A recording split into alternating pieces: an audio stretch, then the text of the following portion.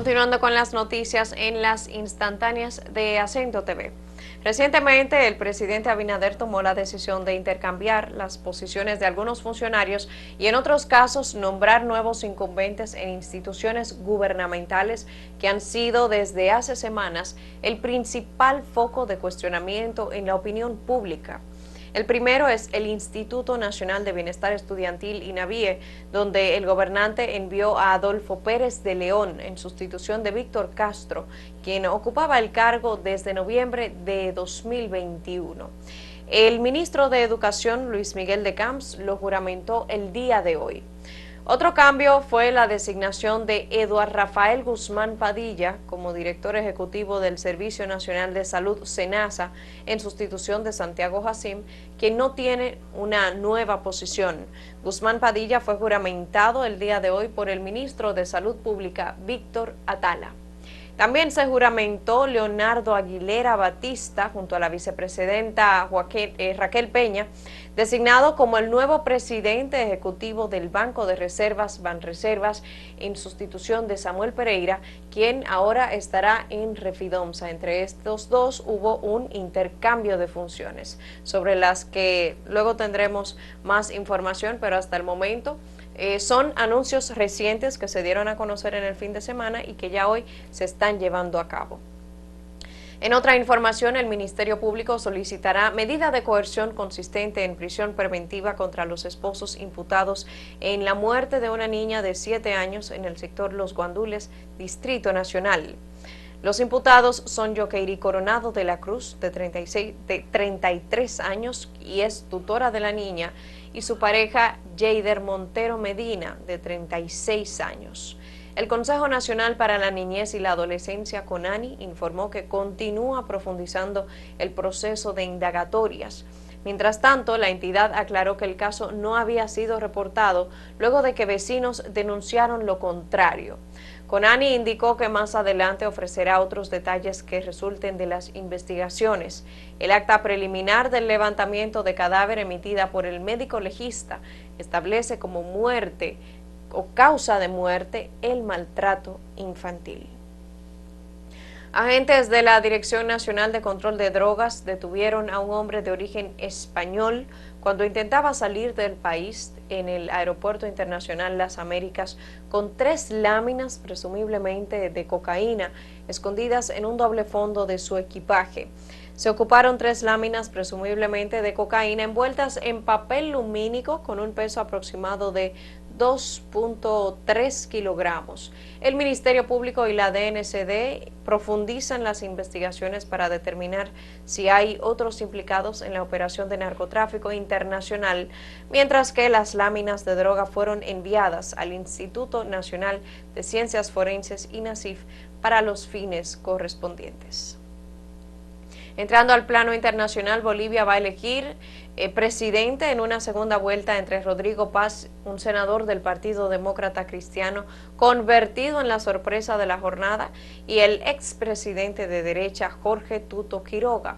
Las elecciones confirmaron el castigo al movimiento al socialismo que gobernó durante 20 años, primero con Evo Morales y luego con Luis Arce, hoy adversarios.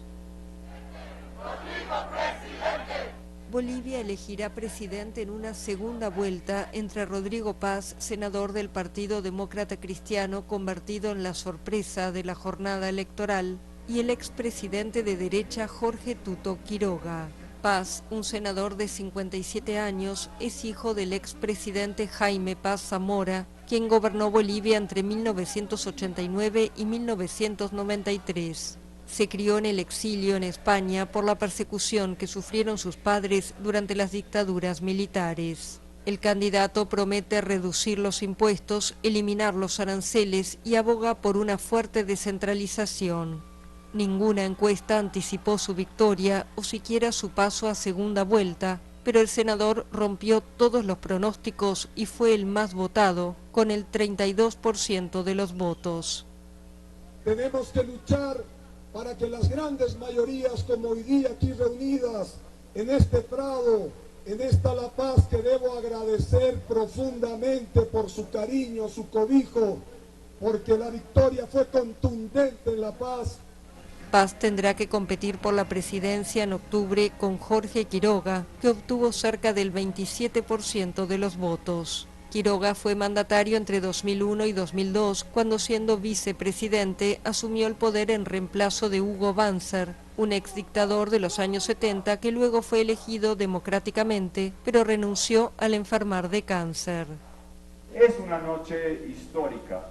No es para un partido, no es para una parcialidad, no es para una candidatura, es para todos los bolivianos que hemos hablado con fuerza, con fe, con esperanza y con dignidad. El gran favorito de los sondeos, el millonario Samuel Doria Medina, terminó tercero. Las elecciones confirmaron el castigo al movimiento al socialismo que gobernó durante 20 años Bolivia, primero con Evo Morales y luego con Luis Arce, hoy adversarios. Tanto Paz como Quiroga han prometido un cambio para el país, que llegó a las elecciones sumido en una severa crisis económica por escasez de dólares y combustibles, y con una inflación interanual de casi el 25%, la mayor en 17 años. Morales, primer presidente indígena de Bolivia que gobernó entre 2006 y 2019, intentó competir en esta elección por un cuarto mandato, pero la justicia se lo impidió. El líder indígena enfrenta una orden de detención por la presunta trata de una menor cuando era mandatario y desde el año pasado vive refugiado en un pequeño poblado del centro de Bolivia, donde simpatizantes lo protegen para evitar su encarcelamiento. Desvinculado del MAS, hizo campaña por el voto nulo. Paz y Quiroga coinciden en su propósito de que Morales rinda cuentas ante la justicia. Por otro lado, y en un tema de gran interés, tras la cumbre entre Donald Trump y Vladimir Putin en Alaska, que culminó sin anuncios concretos, los dirigentes europeos se unieron en torno al presidente ucraniano Volodymyr Zelensky, a quien justamente el día de hoy acompañan en la Casa Blanca. Tras la cumbre entre Donald Trump y Vladimir Putin en Alaska, que culminó sin anuncios concretos, los dirigentes europeos se unieron en torno al presidente ucraniano Volodymyr Zelensky, a quien acompañarán a la Casa Blanca el lunes. La decisión se anunció el domingo antes de una videoconferencia de la coalición de voluntarios, realizada con el objetivo de examinar las líneas generales de un posible acuerdo de paz entre Ucrania y Rusia. En una conferencia de prensa conjunta con el presidente ucraniano, la jefa de la Unión Europea, Ursula von der Leyen, dijo que espera una cumbre Putin-Trump-Zelensky tan pronto como sea posible. Detengan los asesinatos, punto número 1. Por lo tanto, es muy importante tener lo antes posible una reunión trilateral entre el presidente de Ucrania, el presidente de Estados Unidos y el de Rusia. El encuentro de lunes en la capital estadounidense, fruto de intensas negociaciones diplomáticas, será una primicia desde el inicio de la invasión rusa de Ucrania en febrero de 2022. Estarán en Washington la presidenta de la Comisión Europea, Ursula von der Leyen, el presidente francés Emmanuel Macron, el jefe de gobierno alemán Friedrich Merz, la primera ministra italiana Giorgia Meloni, el primer ministro británico Keir Starmer, el presidente finlandés Alexander Stubb y el secretario general de la OTAN Mark Rutte.